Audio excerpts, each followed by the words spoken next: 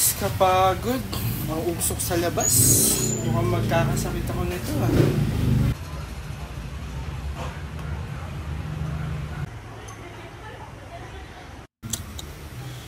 Ay, lumalala na talaga ang pollution.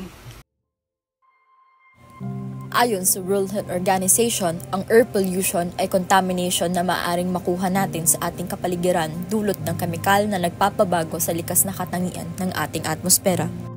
Sa Pilipinas, ayon sa guidelines ng WHO, ang air quality sa ating bansa ay moderately unsafe at higit pa sa 2 beses na mas mataas kaysa sa inirekomendang air quality level ng WHO.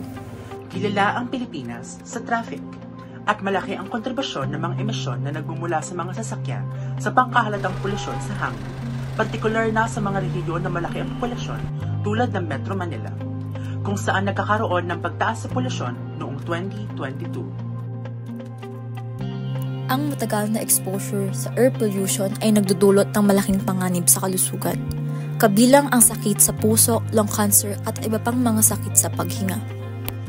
Malaki din ang epekto ng air pollution sa mga halaman na maaaring makaapekto sa sektor ng agrikultura ng ating bansa.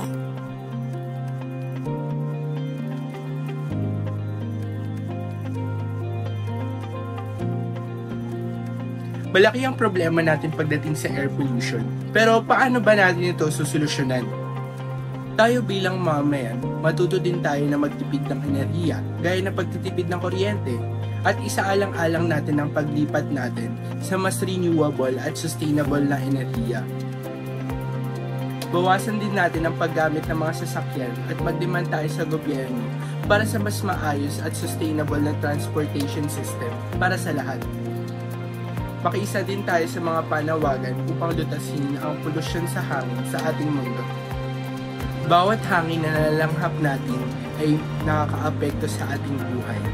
Bawat hangin na nalalanghap natin ay may silbi, hindi lang para sa atin kundi pati na rin sa ating kalikasan. Kaya kung walang malinis na hangin, polusyon lamang ang ating lalasapin dahil bawat malinis na hangin mahalaga.